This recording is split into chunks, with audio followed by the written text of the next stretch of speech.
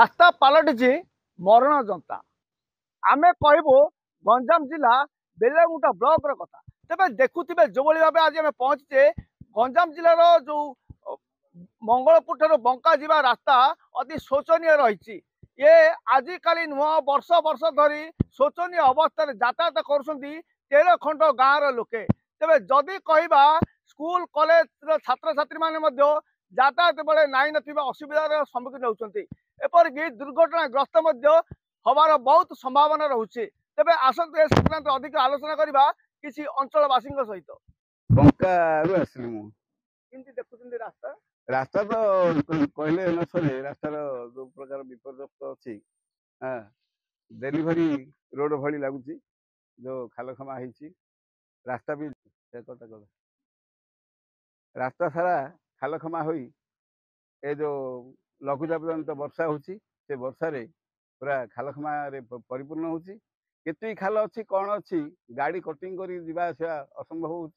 Bike ତ ଛାଡ, ଚାରି ଚକିଆ ଗାଡି ମଧ୍ୟ। ପିଲାମାନେ ଯାତାୟାତ କରୁଛନ୍ତି ପାଠ ପଢିବା ପାଇଁ, ବହୁତ ଦହଗଞ୍ଜ ହେଇ ଯାଉଛନ୍ତି ପିଲାମାନେ।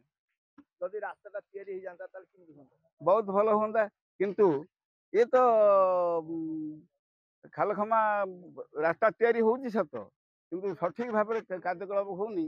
ତାକୁ ନେଇ ସେ ଗୋଟେ 6 ମାସ ବି ରାସ୍ତା ଆମେ କହିବା କି ଆଜ୍ଞା ନିହାତି ଭାବେ ପ୍ରଶାସନ ଦୃଷ୍ଟି ଦେବା ନିହାତି ଆବଶ୍ୟକ ରହିଛି। ନିଶ୍ଚିତ ଭାବେ, ନିଶ୍ଚିତ ଭାବେ। ସନ୍ତୋଷ ପାତ୍ର, ଗ୍ରାମ ବଙ୍କା। କେମିତି ଦେଖୁଛନ୍ତି ରାସ୍ତା, କେମିତି ଦେଖୁଛନ୍ତି ଆଜ୍ଞା? କେତେ ବର୍ଷ ହେଲା ଏମିତି ରାସ୍ତା ଖରାପ ରହିଛି ଆଜ୍ଞା? ଆଜ୍ଞା ଆମେ ଦେଖିବାରେ ଇଏ ହେଇଗଲାଣି 30 ବର୍ଷ ହେଲା।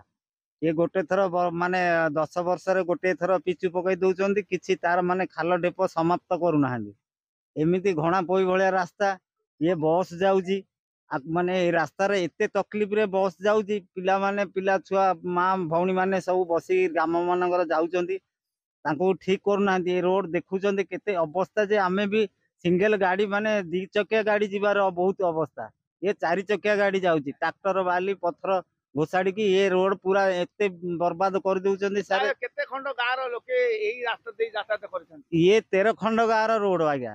ସୋରଡ, ଜାଲଖାଇ, ସୁରୁଗୁଣି, ଯାତ୍ରା ଶୁଣି, ଇଏ ଆମର ଖାରିଗଡ, ବଙ୍କା, ଜିରୋଳି, ପଥରାପଲ୍ଲୀ, ଏ 13 ଖଣ୍ଡ ଗାଁର ରୋଡ ଆଜ୍ଞା। ଏତେ ଅବସ୍ଥା ହେଇକିରି ଅଛି। ଆପଣ ଟିକେ ରାସ୍ତାଟା ଆଜ୍ଞା ଯୋଉଭଳି ଭାବେ ମରଣ ଯନ୍ତା ପାଲଟିଛି, ବର୍ତ୍ତମାନ ଆଣ୍ଠୁ ଆଣ୍ଠୁ ଖାଲ ହେଇଯାଇଛି। ଏ ଯୋଉ ସ୍କୁଲ କଲେଜ ପିଲାମାନେ କେମିତି ଯାଉଛନ୍ତି ଆଜ୍ଞା? ତାଙ୍କୁ କହିଲେ ନ ସରେ ସାରେ। ଏତେ ଅବସ୍ଥାରେ ପିଲାମାନେ ଯିବା ଆସିବା କରୁଛନ୍ତି, ସାଇକେଲରେ କିଏ ପଡୁଛନ୍ତି, କିଏ ଉଠୁଛନ୍ତି, ତାର କିଛି ଠିକ ଠିକଣା ରହୁନି। ହେଲେ ବି ପିଲା ଯାଉଛନ୍ତି, ଆସୁଛନ୍ତି। କଣ କରିବା? ପିଲାମାନେ ଜୀବନକୁ ବାଜି ଲଗେଇ ପାଠ ପଢୁଛନ୍ତି। ଇଏ ପରା ଗଞ୍ଜାମ ପିଲା, ଯେମିତି ହେଲେ ପଡି ଉଠିକିରି ହେଲେ ଯିବେ ଖାଲ ଢିପରେ। ରାସ୍ତା ଅବସ୍ଥା ବହୁତ ଖରାପ, ଶୋଚନୀୟ। ମାନେ ଏବେ ଯୋଉ ବାଲି ଗାଡି ଯାଇକି ବହୁତ ରାସ୍ତା ଖରାପ ହେଇଗଲା। କେତେ ବର୍ଷ ହେଲା ଏମିତି ଖରାପ ରହିଛି ଆଜ୍ଞା? ବର୍ତ୍ତମାନ 1.5 ବର୍ଷ ହେଲା ଏମିତି ବହୁତ ଖରାପ। 1.5 ବର୍ଷ ହେଲା। ଆଗରୁ ଯାହା ବି ହେଲେ କିଛି ଥିଲା, ଅବସ୍ଥା ଗୋଟେ ପ୍ରକାର ଥିଲା। ଏବେ ଯୋଉ ବାଲି ଗାଡି ଗଲା ଆମର ହାଇବା, ସେଥିପାଇଁ ବହୁତ ଖରାପ ହେଇଗଲା। ଏବେ କେତେ ଖଣ୍ଡ ଗାଁର ଲୋକ ଯାତାୟାତ କରୁଥିବେ? ମିନିମମ୍ 10 ଖଣ୍ଡ ଗାଁ ଯାତାୟାତ କରୁଛନ୍ତି। ଆଉ ପିଲାମାନେ କୁହନ୍ତୁ, ଏବଂ ଯୋଉ ବାଇକରେ ଯାଉଛନ୍ତି ସେମାନଙ୍କୁ ବାଇକ୍ ପାଇଁ ବହୁତ ଅସୁବିଧା। ଆପଣ ବି ନିଜେ ଦେଖିପାରିବେ, ଆଗରେ ଯୋଉ ପ୍ରକାର ପରିସ୍ଥିତି ହେଇଛି, ନିଜେ ସାଇକେଲରେ ଯିବା ବି ବହୁତ କଷ୍ଟ। ଦୁର୍ଘଟଣା ରହୁଛି। ହଁ, ଆଗରେ ଗୋଟେ ଶଙ୍ଖ ବି ବହୁତ ଦବି ଯାଇଛି, ସିଏ ତାର ବି ରିପେୟାର କିଛି ହେଲାନି। ତା ପାଇଁ ବୋଲି ବହୁତ କଣ କହିବେ ଆଜ୍ଞା? ଯଦି ନୂଆରେ ରାସ୍ତାଟି ନିର୍ମାଣ ହୁଅନ୍ତା ତାହେଲେ କେମିତି ହୁଅନ୍ତା? ବହୁତ ଭଲ ହେଇଥାନ୍ତା, ସମସ୍ତଙ୍କ ପାଇଁ ଉପକାର ହେଇଥାନ୍ତା। ମୁଁ ଅନୁରୋଧ କରୁଛୁ, ରାସ୍ତାଟି ରିପେୟାର ହେଲେ ବହୁତ ଭଲ ହବ। ଦେଖିପାରୁଥିଲେ ସିଧାସଳଖ ଚିତ୍ର ମୁଁ ଦେଖାଉଥିଲି, କେତେ କେତେ ଯେ ରାସ୍ତା ଖାଲ ଖଣାରେ ପରିପୂର୍ଣ୍ଣ ରହିଛି।